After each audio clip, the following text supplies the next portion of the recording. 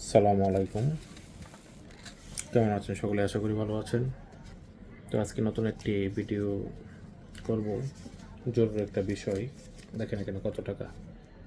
এখানে হচ্ছে 50 টাকা, 10 টাকা, 10 টাকা, 20 টাকা, 200 টাকা নোট দুইটা। মনে করেন এখানে 500 টাকায় আছে। 500 টাকায় আছে, এখানে আছে, মনে করেন যে 500 টাকায় আছে। তো আপনি এই 500 টাকা ইনকাম করতে একটা পুরুষ মানুষের সারাটা দিন লেগে যায়, এবং কতটুকু কষ্ট করতে হয় শুধুমাত্র ওই পুরুষ মানুষটাই জানে, আদার্স কেউ কিন্তু জানে না। আর যখন আপনার ওয়াইফ আপনার কাছে শপিংয়ের টাকা চাইবে, এরকম 500 টাকা যদি আপনি মনে করেন যে 20টাও দেন, তখন কি বলবে জানেন? যে এটা কি দিছো আমারে, এটা দিয়ে কিছু হয় বর্তমান বাজারে? ডায়লগ থাকবে ওদের একটাই, যে বর্তমান বাজারে কি এই টাকা দিয়ে কিছু হয়? অথচ একটা পুরুষ মানুষের 500 টাকা যদি ইনকাম করতে হয়, সেই ক্ষেত্রে সারা দিন তার সময় লেগে যায়। এই জিনিসটা চিন্তা করে না যে কতটুকু কষ্ট করে এই টাকাটা ইনকাম করে একটা পুরুষ মানুষ। আর ওদের কথা হচ্ছে না, ওদের 2 দিন পরে পরে এটা লাগবে ওইটা লাগবে। আর ঈদ আসলে তো কথাই নেই। ঈদ আসলে দেখা গেছে আপনি যদি ইনকাম করেন প্রতি মাসে 5,000 টাকা কি 7,000 টাকা, তার ঈদ আসলে আপনার কাছে চাহিদা করবে 20,000 টাকা।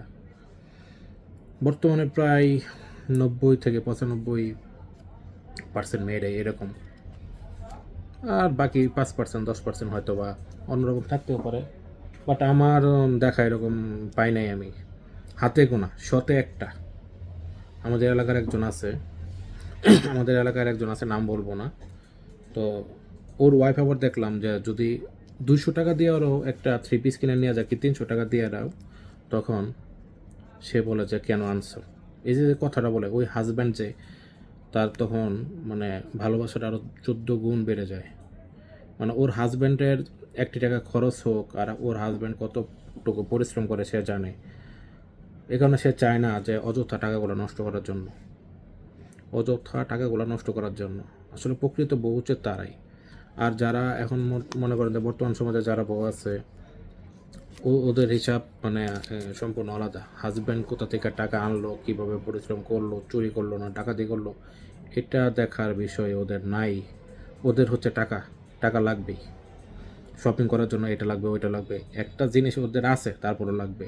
পাশের বাড়ির ভাবি কিনেছে, তার কিনতে হবে। পাশের বাড়ির অমুক কিনেছে, তার কিনতে হবে। পাশের বাড়ির ভাবি 7,000 টাকা শাড়ি কিনছে, আমার 8,000 টাকাতে কিনতে হবে। এই যে যে একটা পার্থক্য, মানে এই জিনিসটা আসলে এটা কিন্তু সমাজটারে অনেক নষ্ট করে ফেলাইছে। ও চিন্তা করে না যে আমার হাজব্যান্ডের ও পাশের বাড়ির এই ভাবি যেহেতু 7,000 টাকা দিয়ে জিনিস কিনে, তো ওর হাজব্যান্ডের হয়তো বা ওইরকম টাকা থাকতে পারে, অথবা আমি অবৈধ টাকা বলবো না, হয়তো বা অন্যান্য ইনকাম থাকতে পারে, ওর আর্থিক অবস্থা ভালো থাকতে পারে। কিন্তু যেই মহিলাটা আপনি যে আপনার হাজব্যান্ডকে বলেন যে পাশের বাড়ির ভাবি এত টাকা দা কিনছে, আমি এত টাকা দা কিনবো, তার একটা আছে আমার 2টা থাকতে হবে। আমি ওই সমস্ত বউদের বলবো, বাসার লোক মেয়ে মানুষদের বলবো যে আপনারা আপনার হাজব্যান্ডের কথা চিন্তা করুন। পাশের বাড়ির ভাবি কী করলো না করলো এটা নিয়ে কখনো চিন্তা করবেন না, ঠিক আছে? তো কিছু আরও অনেক কথা ছিল যেটা বর্তমান সমাজে অনেক ঘটতেছে। আমার কিছু বন্ধু বান্ধব এসে আমার কাছে এতটুকু দুঃখ প্রকাশ করলো, যে কারণে আসলে এটা তো নাম বলা যাবে না, যে কারণে ছোটো একটি ভিডিওর মাধ্যমে আমি আপনাদের বলে দিলাম। আর ওই সমস্ত বন্ধুবান্ধবের বউরা যদি ভিডিওটা দেখে হয়তো বা আমাকে খারাপ বলতে পারে, বাট এটা সত্য। আপনারা এরকম করবেন না। আমার বন্ধুবান্ধব যারা আছে ওদেরকে কষ্ট দেবেন না।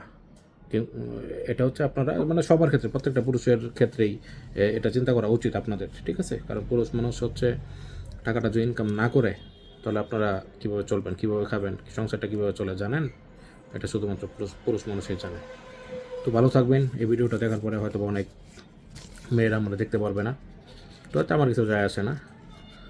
তো ভালো থাকবেন। আসসালামু আলাইকুম।